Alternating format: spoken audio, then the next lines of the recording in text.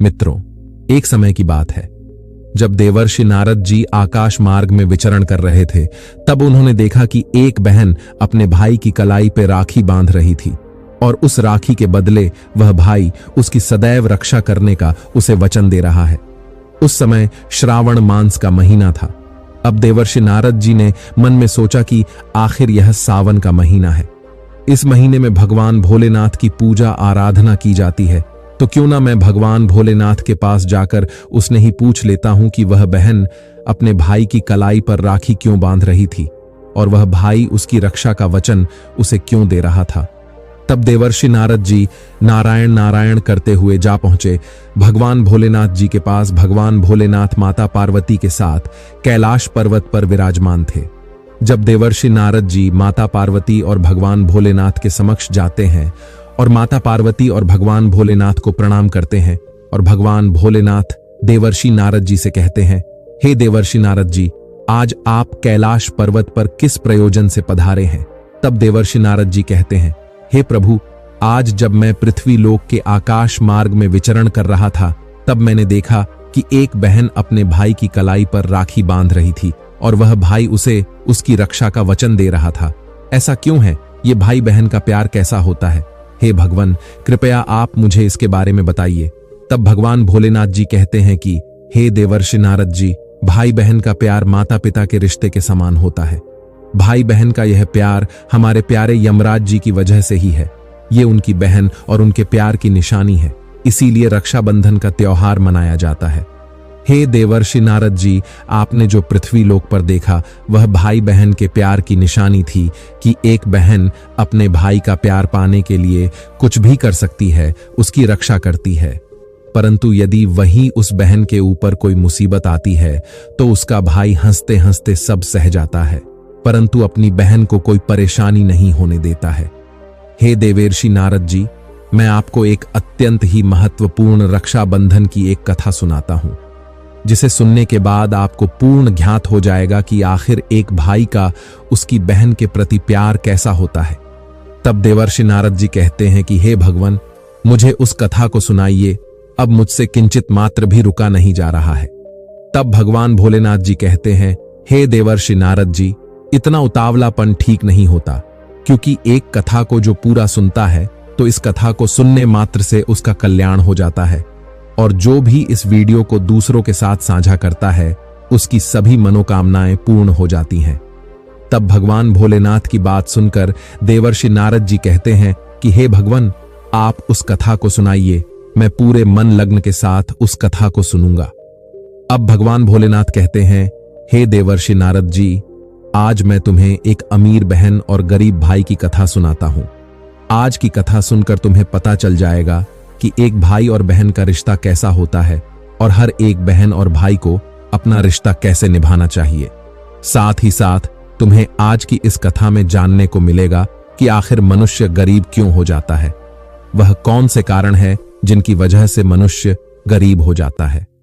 आखिर मनुष्य द्वारा किए गए ऐसे कौन से काम होते हैं जिनको करने से मनुष्य निर्धन हो जाता है और गरीबी के दलदल में फंसता चला जाता है। अब भगवान भोलेनाथ कथा को सुनाना आरंभ करते हैं और कहते हैं कि हे देवर्षि नारद जी, बहुत पुराने समय की बात है। किसी नगर में एक बहुत ही धनवान माध्यम का एक किसान रहता था। उस किसान के घर में 2 जुड़वा संतानें पैदा हुई थी। उन दोनों जुड़वा संतानों में से एक पुत्र था और दूसरी जो संतान थी वह पुत्री थी।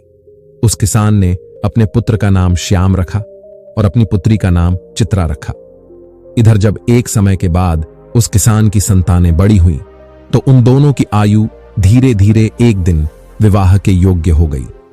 तब किसान को अपने बच्चों की विवाह की चिंता सताने लगती है। एक दिन किसान किसी कार्य से अपने पड़ोस के एक शहर में जाता है। वह एक व्यापारी के घर में गया हुआ था। वहां पर उसे उस व्यापारी का पुत्र पसंद आ जाता है। अब घर आकर वह यह बात अपनी पत्नी से बताता है और उस व्यापारी के पुत्र के साथ में वह अपनी बेटी चित्रा का विवाह कर देता है। उससे जितना हो सका वह किसान अपनी पुत्री के विवाह में कोई कमी नहीं छोड़ता है। इस प्रकार से चित्रा अपने पिता के यहां से विदा होकर अपने ससुराल चली जाती है। उस किसान ने अपनी बेटी का विवाह करने के बाद वह किसान अपने पुत्र के विवाह के बारे में सोचने लगता है उस किसान के मन में यह चल रहा था कि मेरी बेटी तो अपने घर की हो गई है। मैंने उसका विवाह एक बहुत ही अच्छे घराने में कर दिया है। अब मुझे अपने पुत्र के बारे में सोचना चाहिए और मुझे उसका विवाह भी कर देना चाहिए। यदि मेरे पुत्र का विवाह निश्चित समय पर सुचारू रूप से हो गया तो मैं अपना बचा हुआ शेष जीवन अपनी बहू और अपनी पत्नी के साथ में रहकर आराम से व्यतीत करूंगा। अब भगवान भोलेनाथ कहते हैं कि हे देवर्षि नारद जी, विधि द्वारा लिखित ईश्वर की लीला बड़ी विचित्र होती है। परमात्मा ना जाने कब किसको धनवान बना दे और कब किसके लिए गरीबी के द्वार खोल दे, इसके बारे में कोई नहीं जानता। उसी तरह एक दिन उस धनवान किसान के साथ भी कुछ ऐसा ही होता है। एक दिन वह किसान एक बड़ी भयानक बीमारी से ग्रसित हो जाता है। उसका पुत्र श्याम बहुत ही उदार हृदय का व्यक्ति था। जब वह अपने पिता को ऐसी हालत में देखता है तो वह अपने पिता की ऐसी हालत को देखकर वह बहुत ही ज्यादा दुखी हो जाता है और उसके बाद में अपने पिता का अच्छे से अच्छे वैद्य से इलाज करवाता है और अपने पिता के लिए महंगी से महंगी दवाइयां लेकर आता है। परंतु उसके पिताजी की हालत में कोई सुधार नहीं हो रहा था। धीरे धीरे करके उस किसान की सारी धन संपत्ति पिता के इलाज में चली जाती है। इस प्रकार अपने पिता का इलाज कराते हुए वह किसान का पुत्र श्याम अब बहुत ही गरीब हो जाता है। इतना इलाज करने के बावजूद भी उसके पिता की हालत में किसी भी प्रकार का कोई सुधार नहीं हो रहा था। जब कोई भी दवाई उस किसान की बीमारी में काम नहीं करती है तो एक दिन वह किसान अपने बेटे श्याम को अपने पास बुलाता है और अपने बेटे श्याम से कहता है कि हे पुत्र, जब भी कोई काम मनुष्य के सामर्थ्य से बाहर हो जाए या फिर उस काम का कोई समाधान न मिले तो फिर ऐसे समय में उस काम को ईश्वर के भरोसे छोड़ देना चाहिए। इसलिए पुत्र, अब तुम मेरी चिंता छोड़ो और तुम अब अपने भविष्य के बारे में सोचो। मेरा क्या है, आज नहीं तो कल मुझे इस संसार को छोड़कर जाना ही है।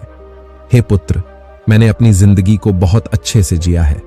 मैं भगवान का धन्यवाद करता हूं कि मुझे तुम्हारे जैसा पुत्र मिला है। मेरी तो जिंदगी अब बहुत ही जल्द समाप्त होने वाली है, परंतु तुम्हारे सामने तो तुम्हारी पूरी जिंदगी पड़ी है। इसलिए हे पुत्र, अब तुम मेरी चिंता करना छोड़ो और अपना विवाह करके अपनी घर गृहस्थी बसा लो। मैं अपने जीते जी अपनी बहू को देखना चाहता हूं, तुम्हें खुश देखना चाहता हूं। हे पुत्र, तुम मेरी बस इतनी सी इच्छा पूर्ण कर दो। अपने पिता के मुख से इन शब्दों को सुनकर श्याम एकदम चुप हो जाता है, क्योंकि वह श्याम आखिर बेचारा कर भी क्या सकता था। उसके हाथ में कुछ नहीं था। साथ ही अब उसके घर में जो भी जमा पूंजी थी वह तो उसके पिता के इलाज में सारी की सारी पहले ही खर्च हो चुकी थी। अब श्याम अपने पिताजी से कहता है कि हे पिताजी, अगर आपको मेरी शादी हो जाने पर खुशी मिलती है तो जैसा आपको उचित लगे आप वैसा करिए। इसके बाद वह गरीब किसान अपने पुत्र श्याम की शादी एक गरीब घर की कन्या से करवा देता है। श्याम की पत्नी बहुत ही संस्कारी थी, वह अपना पराया सब कुछ समझती थी। अब श्याम की शादी के कुछ दिनों बाद ही उसके ऊपर एक गाज गिरी। बीमारी की वजह से उस किसान की मृत्यु हो गई। इधर पिता की मृत्यु के बाद श्याम अपने पिताजी का पूरी रीति रिवाज से अंतिम संस्कार करता है।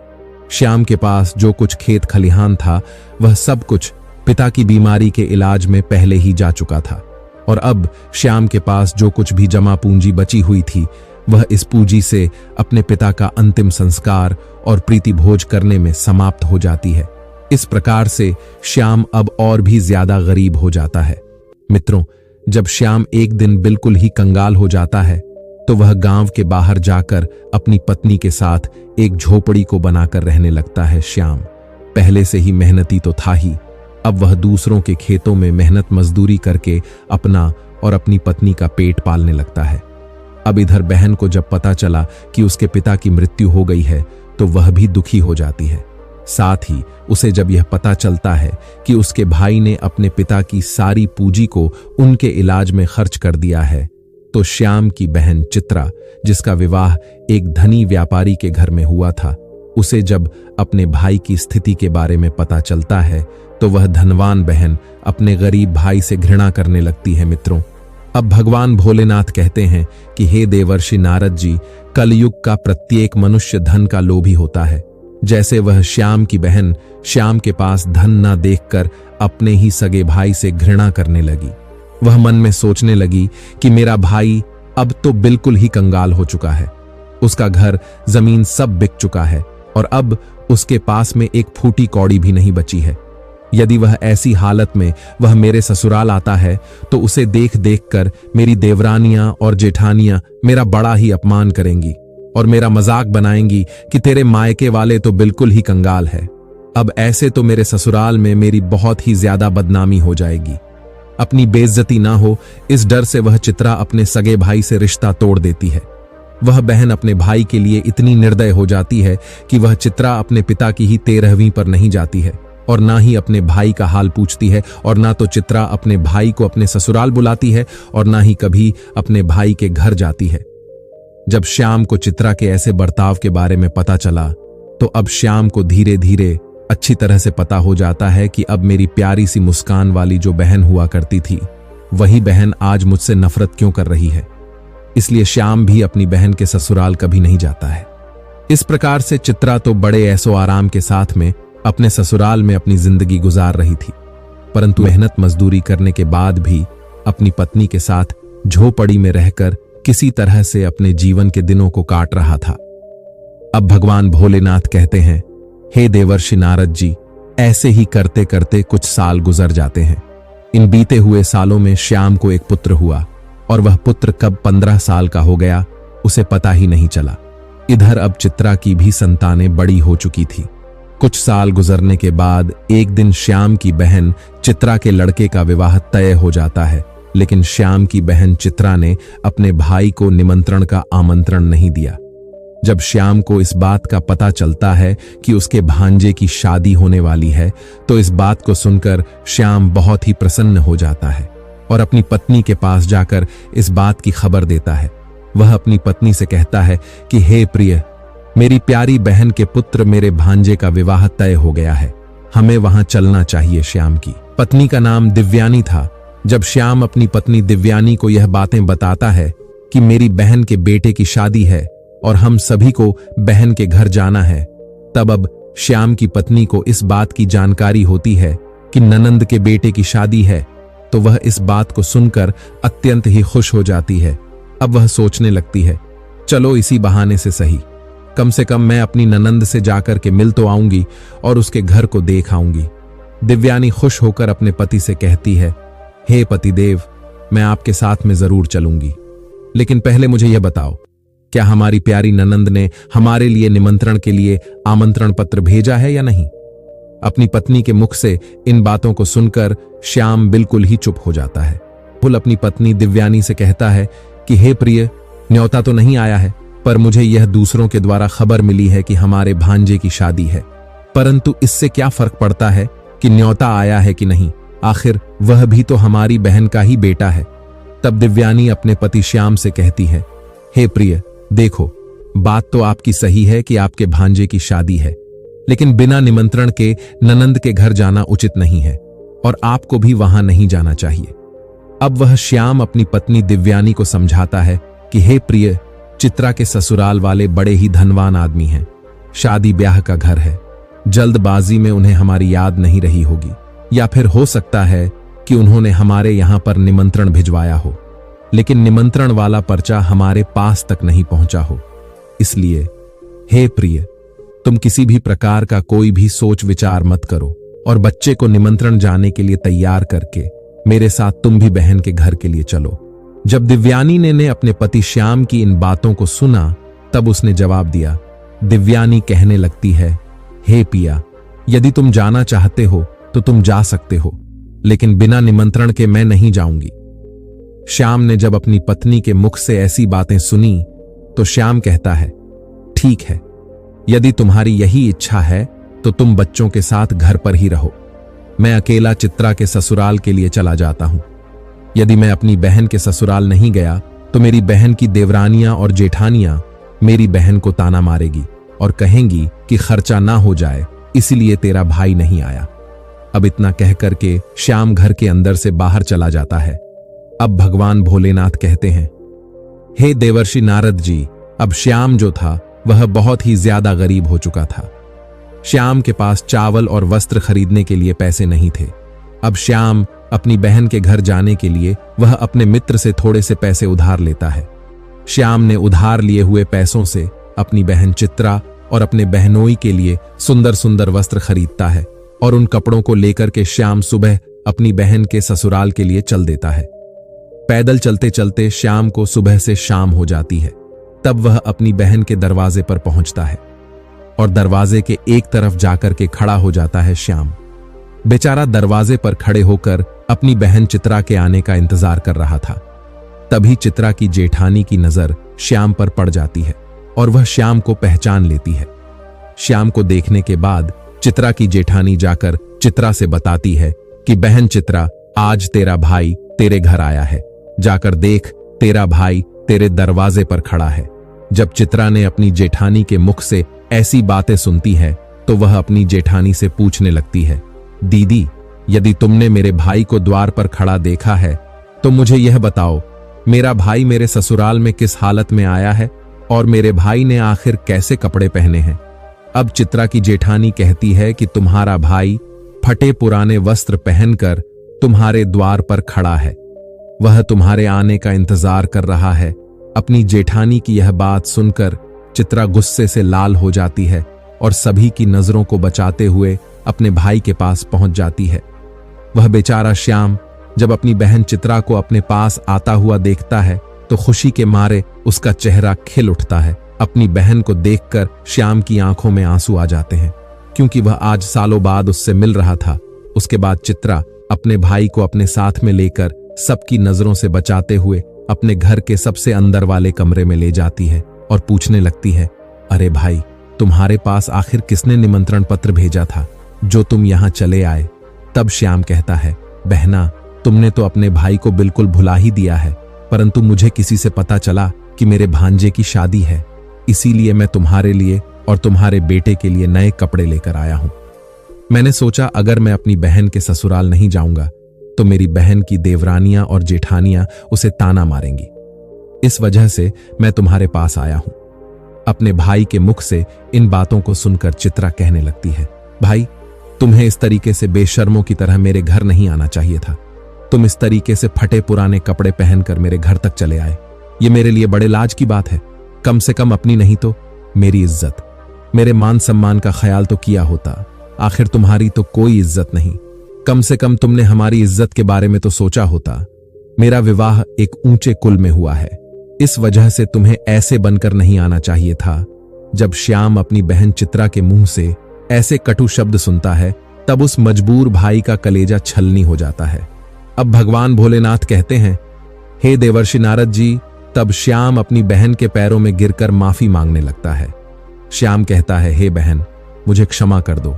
मुझे नहीं पता था कि मेरी वजह से यहां तुम्हारी बदनामी होगी। मैं तो हमेशा से यही चाहता हूं कि तुम्हारी बदनामी ना हो, तुम्हारी देवरानी जेठानी तुम्हें ताना ना मारे, इसीलिए तो मैं तुम्हारे लिए नए वस्त्र लेकर आया हूं। यदि मुझे यह बातें पहले ही पता होती कि तुम मेरी वजह से इतनी आहत हो जाओगी कि तुम्हें मेरे आने से इतना बुरा लगेगा, तो मैं तुम्हारे दरवाजे पर कभी नहीं आता। मैं तो यह सोचकर आया था कि मेरे भांजे की शादी है, यदि मैं नहीं पहुंचा तो मेरी बहन की देवरानी जेठानी मेरी बहन को ताने मारेगी। जब श्याम ने इतनी सारी बातें बोली तो चित्रा को श्याम की इन बातों को सुनकर गुस्सा थोड़ा सा शांत हो जाता है। तब वह श्याम से कहती है, चलो, जब तुम आ ही गए हो तो मेरी एक बात तुम कान खोलकर सुन लो। जब तक मेरे बेटे की शादी नहीं हो जाती तब तक इस जगह पर बंद रहना और भूलकर भी इस कमरे से बाहर निकलने की गलती मत करना, वरना तुम्हें देखकर लोग कहेंगे चित्रा का भाई तो भिखारी है, और मैं यह नहीं चाहती हूं कि मेरी गरीबों में गिनती हो। और जब सभी मेहमानों के लिए भोजन बन जाएगा तो मैं तुम्हें भोजन की थाली इस कमरे में पहुंचा दूंगी। तुम भोजन खाकर के चुपचाप पिछले दरवाजे से अपने घर को चले जाना।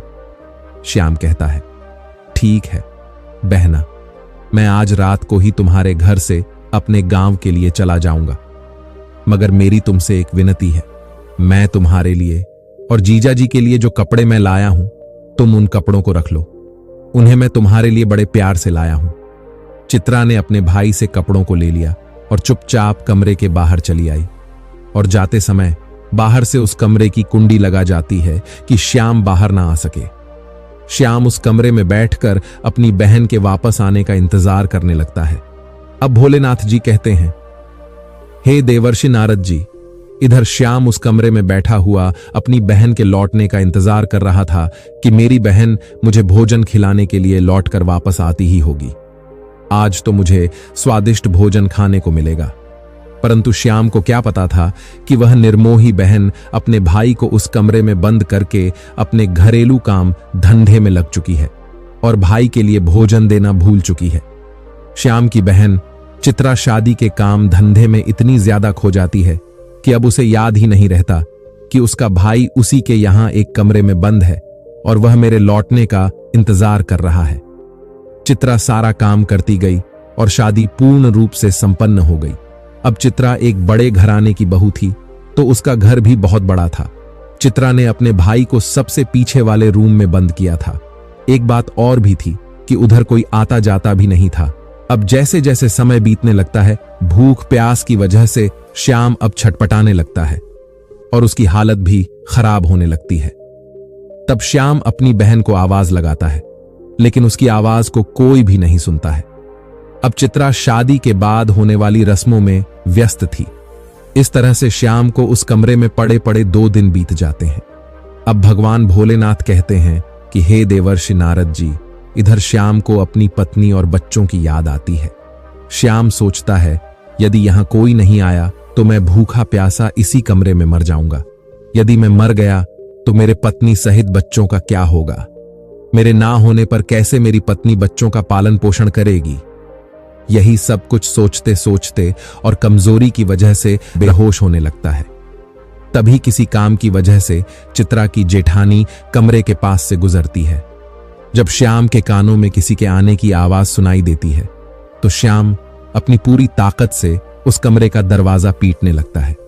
जब चित्रा की जेठानी के कानों में उस दरवाजे को पीटने की आवाज जाती है तो वह दरवाजे को खोलकर देखती है तो अंदर श्याम को देखकर वह चौंक जाती है और श्याम से पूछने लगती है, हे भाई, तुम्हें इस कमरे में किसने बंद किया है? श्याम इस बात का कोई जवाब नहीं देता है क्योंकि वह अपनी बहन को उसकी ही जेठानी की नजरों में गिराना नहीं चाहता था। परंतु जब चित्रा की जेठानी ने दोबारा पूछा, झूठ मूठ की बातें बनाते हुए कह देता है कि बहन, मैं इस कमरे में आराम कर रहा था, तभी किसी ने गलती से बाहर से दरवाजे की कुंडी लगा दी और मैं इस कमरे में बंद हो गया। बहन, यदि तुम आज नहीं आती तो मेरे प्राण आज चले जाते। और इतना कहने के बाद श्याम घर के पिछले दरवाजे से चुपचाप बाहर निकलकर चला जाता है। श्याम को अब उसे कमरे में बंद हुए 3 दिन हो चुके थे। तीसरे दिन उसकी बहन की जेठानी उसे कमरे से आजाद कर देती है। अब वह श्याम बेचारा 3 दिन का भूखा प्यासा वह चुपचाप अपने घर की तरफ चल देता है। अंत में वह चलते चलते काफी दूर निकल जाता है तो भूख प्यास के मारे उससे ठीक से रास्ते पर चला भी नहीं जा रहा था। उसे एक कदम चलते ही चक्कर आने लगता था।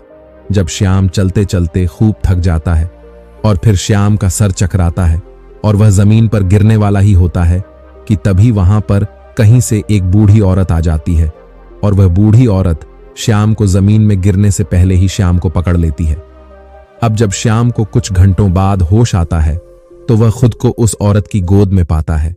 अब वह तुरंत ही उठकर खड़ा हो जाता है और खड़े होने के बाद में उस बूढ़ी औरत से कहता है, हे मां, तुम कौन हो? जिस बूढ़ी मां की गोद में वह बेचारा श्याम लेटा हुआ था, वह बूढ़ी मां साक्षात देवी मां थी, क्योंकि श्याम की पत्नी दिव्यानी रोज उस देवी मां की पूजा किया करती थी और पूर्ण श्रद्धा भाव से देवी मां की भक्ति किया करती थी।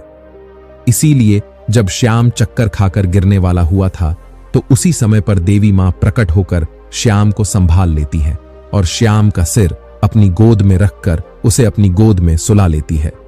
अब भगवान भोलेनाथ कहते हैं कि हे देवर्षि नारद जी, वह बूढ़ी मां श्याम के प्रश्न का जवाब देते हुए कहती है कि मैं एक दुखिया हूं और इस जंगल को अपना घर समझकर जंगल के बीचों बीच वास करती हूं। तब श्याम उस बुढ़िया को प्रणाम करके अपने घर के लिए वहां से चलने को तैयार होता है। तभी उस समय पर बूढ़ी औरत कहती है, बेटा, तुम कहां से आ रहे थे और इधर कहां को जा रहे हो? तब श्याम अपने बहन द्वारा किए गए बर्ताव को बताता है और कहता है, हे मां, मेरे भांजे की शादी थी, इसी वजह से मैं अपनी बहन के घर गया हुआ था और इधर मेरा गांव है, मैं इधर अपने गांव के लिए जा रहा हूं। तब बूढ़ी औरत श्याम से कहती है, बेटा, यदि तुम बुरा ना मानो तो मैं तुमसे एक बात पूछना चाहती हूं। तब श्याम कहता है, पूछो मां, तुम मुझसे क्या पूछना चाहती हो? बूढ़ी औरत कहती है कि बेटा, यदि तुम अपनी बहन के घर से आ रहे हो, जैसा तुमने मुझे बताया कि तुम्हारी बहन के यहां पर शादी थी, तुम्हारे भांजे की, तो फिर तुम खाली हाथ कैसे अपने घर जा रहे हो? क्या तुम्हारी बहन ने तुम्हारे बच्चों और पत्नी के लिए कुछ नहीं भेजा है क्या? तब उस बूढ़ी औरत के मुख से ऐसी बातों को सुनकर के श्याम की आंखों में आंसू आ जाते हैं। श्याम उस बूढ़ी औरत को सारी बात बता देता है कि कैसे उसकी बहन उसे कमरे में बंद कर देती है और उसके साथ एक दुश्मन जैसा व्यवहार करती है। परंतु श्याम अपनी बहन की बुराई उस बूढ़ी औरत से भी नहीं करना चाहता था, लेकिन उस बूढ़ी औरत ने ऐसे स्वर में पूछा कि श्याम को उसे सारी बात बतानी पड़ी। इस प्रकार से श्याम के मुंह से पूरी घटना को सुनने के बाद में वह बूढ़ी माता कहती है, हे पुत्र, तुम किसी भी प्रकार की चिंता मत करो, जो हुआ उसे भूल जाओ और सुनो। यहां से कुछ दूरी पर मेरा एक बगीचा है, उस बगीचे में अनेकों प्रकार के फल लगे हुए हैं। तुम उस बगीचे में चलकर पहले कुछ फल खाकर अपना पेट भर लो, क्योंकि तुमने 3 दिनों से कुछ नहीं खाया है। जब तुम्हारा पेट भर जाए तो कुछ फल तुम अपनी पत्नी और बच्चों के लिए भी तोड़कर रख लेना। जब तुम्हारी पत्नी और बच्चे तुमसे मिलेंगे तो पूछेंगे कि तुम अपनी बहन के ससुराल से क्या लेकर के आए हो, तब तुम कह देना, मेरी बहन ने तुम्हारे लिए फल भेजे हैं। ऐसा करने से तुम अपनी पत्नी और बच्चों के सामने शर्मिंदा होने से बच जाओगे और इससे तुम्हारी मान प्रतिष्ठा भी बची रहेगी। श्याम इस प्रकार से जब बूढ़ी औरत की इन बातों को सुनता है तो वह उनकी बात मान लेता है और वह उस बूढ़ी औरत के बगीचे में पहुंच जाता है। बगीचे में पहुंचकर श्याम देखता है कि उस बगीचे में नाना प्रकार के फल लगे हुए हैं। तब श्याम उन वृक्षों से फल तोड़कर खाने लगता है और जब उसका पेट भर जाता है तो कुछ फलों को तोड़ करके वह अपने थैले में रख लेता है। यह सब करने के बाद में श्याम उस बूढ़ी औरत से आज्ञा लेकर अपने घर के लिए चलने को तैयार होता है। तो वह बूढ़ी औरत श्याम से कहती है, हे पुत्र, जाते समय तुम मेरी इन 8 बातों को ध्यान से सुनते जाओ, यह तुम्हारे जीवन में बहुत ज्यादा काम आएंगी। अब भगवान भोलेनाथ आगे कहते हैं कि हे देवर्षि नारद जी, अगर किसी भी मनुष्य को ध्यान से परखना है तो उस मनुष्य को यह 8 बातें अवश्य ध्यान में रखनी चाहिए। अब भगवान भोलेनाथ कथा को आगे बढ़ाते हुए कहते हैं कि इस प्रकार से वह बूढ़ी औरत जो साक्षात देवी का अवतार थी, वह श्याम को 8 बातें बताती है। उन 8 बातों को सुनकर कि श्याम अपने घर के लिए चल देता है। जब श्याम फलों से भरे हुए उस थैले को लेकर अपने घर पर पहुंचता है, तब श्याम का बड़ा बेटा और कुछ आसपास के छोटे छोटे बच्चे श्याम की पत्नी के पास आ जाते हैं और पूछने लगते हैं, आप बुआ के घर से आ रहे हो, आखिर बुआ ने हमारे लिए क्या भेजा है? श्याम ने जब बच्चों के मुंह से यह सुना, तब श्याम ने अपने हाथों का थैला अपनी पत्नी को थमा दिया और थैला देने के बाद श्याम घर से बाहर निकलकर अपने खेतों को चला गया, क्योंकि वह अपनी बहन के बर्ताव से परेशान था। वह अपने मन में सोच रहा था कि मेरी बहन इतनी निर्दय कैसे हो सकती है। शादी से पहले तो वह मुझसे बहुत प्यार किया करती थी। रक्षाबंधन पर वह मेरे लिए क्या कुछ नहीं करती थी। थाली सजाती थी, मेरी आरती उतारती थी, मेरे हाथ पर राखी बांधती थी, मुझसे प्यार करती थी, और आज वही बहन मुझे देखने तक के लिए नहीं तैयार है, और उसका कारण बस यही है कि मैं गरीब हो गया हूं। इसी तरह के ख्याल श्याम के मन में चल रहे थे। श्याम बहुत ही परेशान था। जब श्याम अपने खेतों पर चला जाता है, तब श्याम की पत्नी जब उस थैले को खोलकर देखती है तो थैले के अंदर का नजारा देखकर श्याम की पत्नी एकदम से हैरान रह जाती है, क्योंकि उस थैले में कोई फल नहीं थे। दिव्यानी थैले में देखती है कि वह थैला पूरा सोने चांदी के रूप में बने फलों से भरा हुआ है। श्याम जो फल लाया था उसमें से कुछ अनार भी थे। जब दिव्यानी ने अनार को फोड़ा तो अनार के फलों से हीरे निकलते हैं। यह सब देख करके दिव्यानी बहुत खुश हो जाती है। उसे कुछ समझ नहीं आ रहा था कि यह कैसे हो रहा है। वह भागी भागी अपने पति के पास पहुंचती है और अपने पति के पास खेतों में पहुंचकर अपने पति से कहती है कि हे प्रिय, तुम तो शादी में गए थे, तुम लेकर क्या आए हो? तुम्हारी बहन ने तुम्हें क्या दिया है? अपनी पत्नी की इन बातों को सुनकर श्याम सोचने लगता है कि शायद जो उस बूढ़ी औरत ने जो मुझे फल दिए थे, वह फल मेरी पत्नी को पसंद नहीं आए होंगे। इसीलिए मेरी पत्नी मुझसे ऐसी बात पूछ रही है। मुझे तो अपने बच्चों के लिए लड्डू पेड़ा लेकर आना चाहिए था, या फिर उनके लिए कुछ वस्त्र लाने चाहिए थे। तब श्याम अपनी पत्नी से कहता है, हे प्रिय, मेरी बहन ने जो कुछ मुझे दिया है वह मैंने लाकर तुम्हें दे दिया। अब जो कुछ भी थैले में है उसे ही बच्चों में बांट कर दे दो। श्यामू की बात सुनने के बाद उसकी पत्नी कहती है, हे प्रिय, पहले तुम घर के अंदर चलो और घर पर चलकर देखो तो कि तुम्हारी बहन ने तुम्हारे लिए क्या भेजा है। यह कहकर दिव्यानी अपने पति के हाथ को पकड़कर अपने घर के भीतर ले जाती है और अपने पति से कहती है, इसे जरा देखिए तो सही, आखिर हमारी ननंद ने हमारे लिए क्या भेजा है। और इतना कहकर दिव्यानी राहुल के सामने थैले को पलट देती है। थैला पलटते ही अंदर से हीरे मोती सोना चांदी निकलते हैं। दिव्यानी कहती है कि आखिर हमारी ननंद ने तो हमारा भाग्य ही बदल दिया है। उन्होंने फलों में छुपा करके हमें हीरे मोती भेजे हैं। जब यह नजारा श्याम देखता है तो उसे समझ आ जाता है कि मुझे जो रास्ते में जो बूढ़ी औरत मिली थी वह कोई साधारण औरत नहीं थी। वह बूढ़ी औरत कोई देवी मां थी। उन्हीं की वजह से यह हुआ है। मेरी बहन ने तो मुझे कुछ नहीं दिया था। वह इस बारे में अपनी पत्नी से कुछ भी नहीं बताता है। श्याम मन ही मन उस बूढ़ी औरत का धन्यवाद करता है। अब इस प्रकार से श्याम को बहुत सारा धन मिल जाता है। श्याम पहले से भी ज्यादा अब धनवान बन जाता है। कुछ समय बाद श्याम अपनी पत्नी और बच्चों के लिए एक अच्छा सा आलीशान महल बनवाता है और बड़ी शान और शौकत के साथ राजा महाराजाओं की तरह उस महल में रहने लगता है। पहले जो लोग श्याम से बातें भी नहीं करते थे, वे सभी लोग भी श्याम को ऐसा देख करके उसका मान सम्मान करने लगते हैं। धीरे धीरे करके इधर जब श्याम का महल तैयार हो जाता है, जब उसकी राजा महाराजाओं जैसी शान शौकत हो जाती है, तो एक दिन श्याम की पत्नी दिव्यानी अपने पति से कहती है कि हे प्रिय, बहुत ही जल्द सावन का महीना आने वाला है और सावन के महीने में सभी स्त्रियां अपने पिता के घर जाती हैं। इसलिए तुम भी अपनी बहन के ससुराल जाओ और मेरी ननंद को मेरे घर बुलाकर लाओ। इसी बहाने से वह अपने नैहर को घूम जाएंगी। इसी बहाने से मैं भी अपने ननंद से मिल लूंगी। दिव्यानी ऐसी बात इसलिए बोल रही थी क्योंकि उसे यह लगता था कि उसके ये जो दिन बदले हैं उसके पीछे उसकी ननंद का हाथ है। अब जब दिव्यानी ने श्याम से उसकी बहन को घर लाने की बात बोली, तब ऐसी बात सुनकर श्याम अपनी पत्नी के कहने पर एक बार फिर से अपनी बहन के ससुराल चल देता है और कुछ समय के बाद ही अपनी बहन के ससुराल पहुंच जाता है। अब श्याम एक बार फिर से अपनी बहन के उसी दरवाजे पर जाकर खड़ा हो जाता है जिस दरवाजे पर वह कुछ दिन पहले आकर के खड़ा हुआ था। लेकिन अब उसकी पोशाक बदली हुई थी। जहां पहले फटे पुराने कपड़े हुआ करते थे, वहां अब राजा महाराजाओं वाले कपड़े थे। वहीं उसी समय पर चित्रा की जेठानी घर से बाहर निकलती है और बाहर का नजारा देखती है तो वह हैरान हो जाती है कि कल जो फटे पुराने कपड़े पहन के आया था, आज वो राजा महाराजाओं के कपड़े पहन करके आया है। अब वह तुरंत ही दौड़ी दौड़ी चित्रा के पास में चली जाती है और चित्रा से कहती है कि हे चित्रा बहन, आज भी तेरा भाई आया है।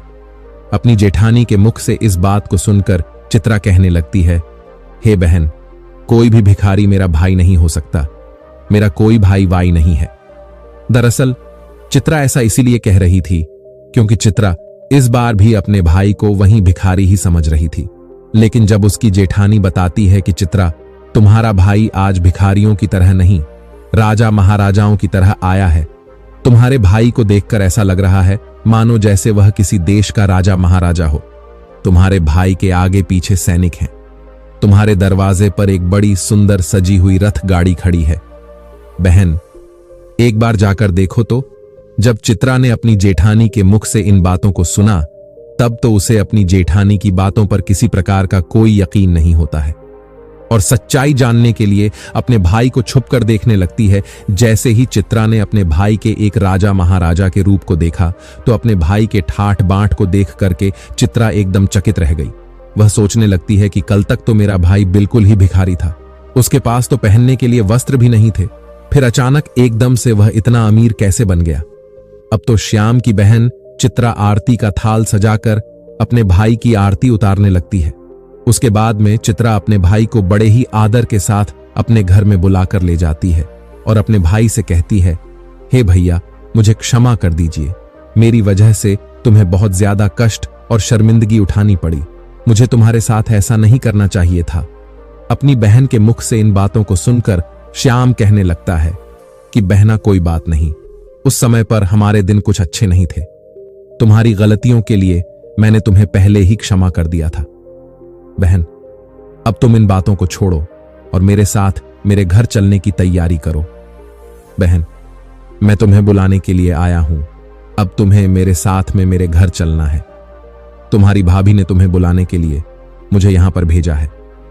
इतना सुनकर के चित्रा अब खुशी खुशी अपने भाई के घर पर चलने के लिए तैयार हो जाती है और तैयार होकर के चित्रा अपने भाई के रथ में बैठ जाती है।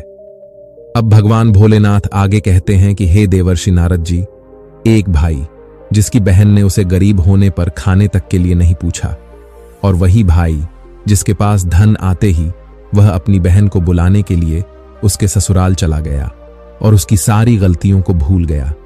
इस तरीके से जब श्याम की बहन अपने नैहर में पहुंचती है तो अपने भाई की शान और शौकत को देखकर एकदम से दंग रह जाती है।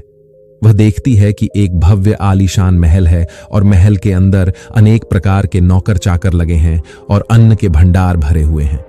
चित्रा अपने भाई की ऐसी स्थिति को देखकर एकदम से हैरान रह जाती है और महल में पहुंचने के बाद श्याम की पत्नी दिव्यानी भी अपनी ननंद की खूब सेवा करती है। 7 दिनों तक वह उसे अपनी पलकों पर बिठाकर रखती है। दिव्यानी को लगता था कि यह सब शानो शौकत हमारी ननंद की वजह से है। अपनी ननंद की मदद के कारण ही हम इस मुकाम पर पहुंचे हैं। उसकी सोच अपनी ननंद के प्रति अडिग थी। श्याम ने कभी अपनी पत्नी को अपने अमीर होने की बात नहीं बताई थी। श्याम नहीं चाहता था कि उसकी पत्नी उसकी बहन से द्वेष करे कि यह सब उसकी बहन चित्रा की वजह से नहीं, देवी मां के आशीर्वाद से हुआ है। परंतु श्याम अपनी बहन को भी इसमें शामिल रखता था, क्योंकि अगर उसकी बहन उसके साथ ऐसा व्यवहार नहीं करती तो शायद उसे देवी मां का आशीर्वाद प्राप्त नहीं होता। श्याम की पत्नी दिव्यानी इस बात से अवगत नहीं थी। यह सोच करके दिव्यानी अपनी ननंद की खूब ज्यादा सेवा करती है और अपनी ननंद का खूब ख्याल रखती है। कुछ दिन बीतने के बाद जब श्याम की बहन चित्रा अपने ससुराल जाने को तैयार होती है तो श्याम की पत्नी दिव्यानी अपने पति से कहती हैं, हे प्रिय, कल तुम्हारी बहन अपने घर जाएगी, इसलिए तुम बाजार जाओ और बाजार जाकर अपनी बहन के लिए कोई अच्छा सा तोहफा लेकर आओ। अपनी पत्नी की बात को सुनकर श्याम घर से चला जाता है और श्याम एक मोची की दुकान पर पहुंचता है और मोची से कहता है, हे मोची भाई, मुझे अपनी बहन के लिए बोलने वाली जूती बनवानी है। क्या तुम मेरी बहन के लिए बोलने वाली जूती बना सकते हो? मोची कहता है, हे सेठ, मैं बोलने वाली जूती बना तो दूंगा, लेकिन उसके बनवाने की कीमत बहुत ज्यादा लगेगी। तब श्याम उस मोची से कहता है, भाई, मैं तुम्हें मुंह मांगा पैसा दूंगा, लेकिन तुम ऐसी जूतियां बना दो कि वे जूतियां जब भी मेरी बहन पहनकर चले तो वे जूतियां बारी बारी से मैं आपको जो यह 8 बातें बताने वाला हूं उन 8 बातों को बोले। इसके बाद मोची को श्याम ने वह ज्ञान की 8 बातें बताता है, जो बातें उसे उस बूढ़ी औरत ने चलते समय श्याम को बताई थीं। अब भगवान भोलेनाथ कहते हैं कि हे देवर्षि नारद जी, अब श्याम मोची से कहता है कि हे मोची भाई, अब मैं तुम्हें वो ज्ञान की बातें बताता हूं। इस प्रकार से श्याम बारी बारी से वे बातें मोची को बताता है। श्याम कहता है कि पहली बात तो यह है कि कहीं मानवता की भूल होती है, अज्ञानता निर्धनता का मोल। श्याम दूसरी बात बताता हुआ कहता है कि समय भरोसे जो बैठा रहता है सदा गरीब बना रहता है। वह मनुष्य अपने काम और बल पर ध्यान नहीं देता। यही गरीबों का एक लक्षण है, उसका नसीब आलस में ही बीतता है। तीसरी बात, जो मनुष्य सदा ही परिवर्तनहीन कर्म करता वह भी सदैव निर्धन ही रहता है। चौथी बात यह है कि गरीबी से बड़ा कोई अभिशाप नहीं है, इसलिए ज्ञान को हासिल करके अज्ञान को दूर करो। पांचवी बात, आप दोष समय को नहीं दो, मजबूत कर्म साधना में जुटो और अपनी गरीबी दूर करो। छठी बात, कर्म कभी कोई कार्य नहीं करता है, नसीब सदैव भाग्य भरोसे नहीं बैठता है, वह मानव के द्वारा किए गए परिश्रम के भरोसे बैठता है। सातवीं बात, अज्ञानी से सदा ही प्रेम करो। एक गरीब आदमी गरीबी को बारंबार विजय करने वाला एक विजेता होता है। ज्ञान सदैव हथियार का काम करता है।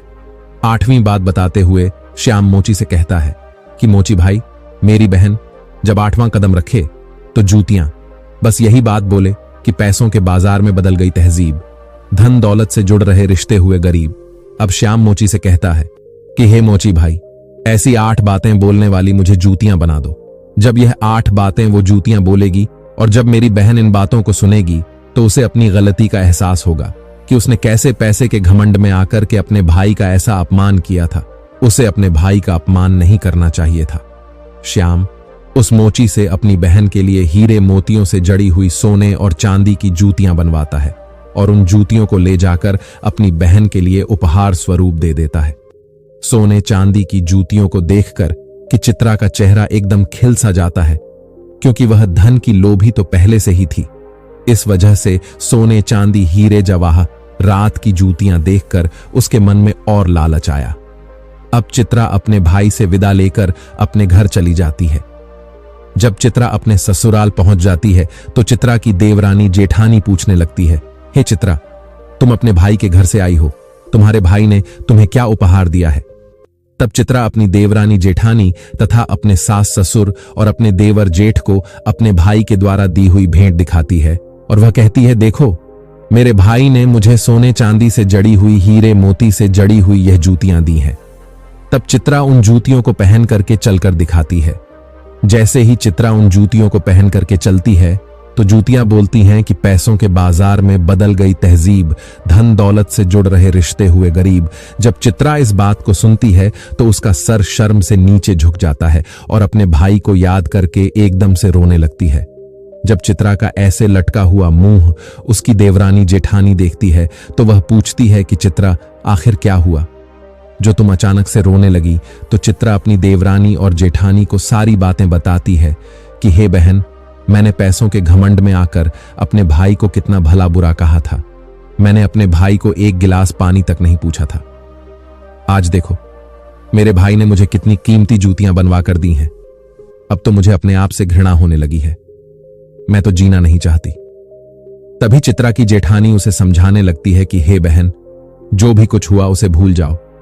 आगे से याद रखना, कभी किसी के साथ में ऐसा बर्ताव मत करना, क्योंकि जो व्यक्ति धन दौलत का घमंड करता है उससे माता लक्ष्मी हमेशा के लिए दूर चली जाती है। इसलिए मेरी यह बातें तुम सदा याद रखना। और इस तरीके से चित्रा की जेठानी चित्रा को समझाती है, जिससे अब चित्रा भी प्रेम व्यवहार के साथ सबसे पेश आने लगी थी। अब भगवान भोलेनाथ कहते हैं कि हे देवर्षि नारद जी, भाई बहन का प्यार अमोघ होता है। उसमें यदि एक समय के लिए दरार आ भी जाती है तो कुछ समय पश्चात वह पुनः भर जाती है, जैसे श्याम और उसकी बहन चित्रा के बीच की दरार भर गई।